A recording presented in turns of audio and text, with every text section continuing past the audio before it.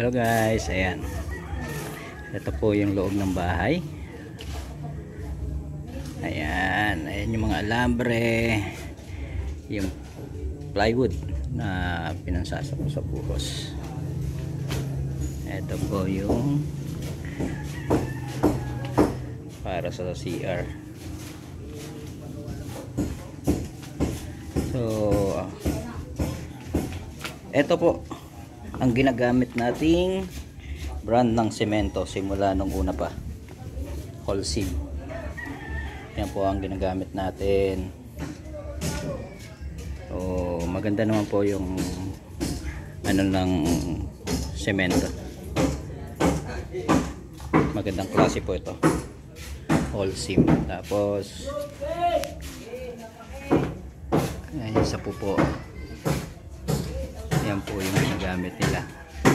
Yan po yung pinabili nila Kuya Arnel para makinis na po pag alis ng plywood.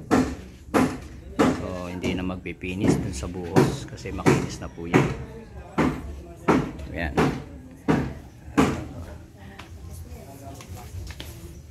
Dito po magkakaroon din tayo ng CR, at sa taas nito sa second floor po meron ding isang CR. Ayan na po. Ayan si Kuya Edwin at si Kuya June. Sila po yung naghahalo para dun sa ginagamit nila Kuya Arnel sa asinta sa taas. So ito na po yung ating garahe.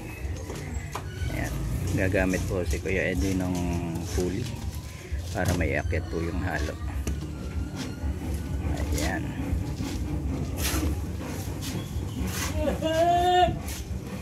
Ayan, nakaabang si Kuya Sam sa taas.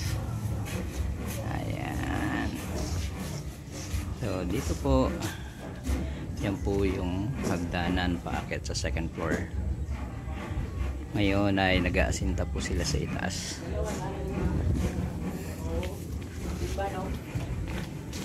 Ayan. Ayan na po yung ating second floor, yung pinabuhusan natin nakaraan nung umuulan.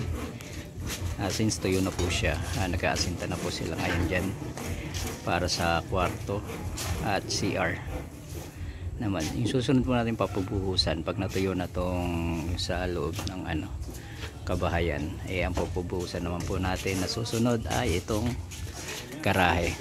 Yan po yung katapat namin bahay, nagpapagawa din po sila. Ayan, ayun si Kuya Tony, siya po yung nag-aayos ng ating hose ng tubig, nilulubog niya po sa lupa. Ito po yung harapan natin. Ayan, pakita ko po sa inyo. Ayan, pinaasan po yung flooring sa garahe. Magpapatambak na lang po tayo dito sa may harapan. Yan, Holcim cement. Yan po ang ating ginagamit. Napakaganda pong produkto. Yan, Holcim Excel Eco Planet. Napakaganda po ng halo at pakatibay, nandikit sa hollow blocks. So hanggang dito na lang po. Update ko po ulit kayo. Thank you for watching.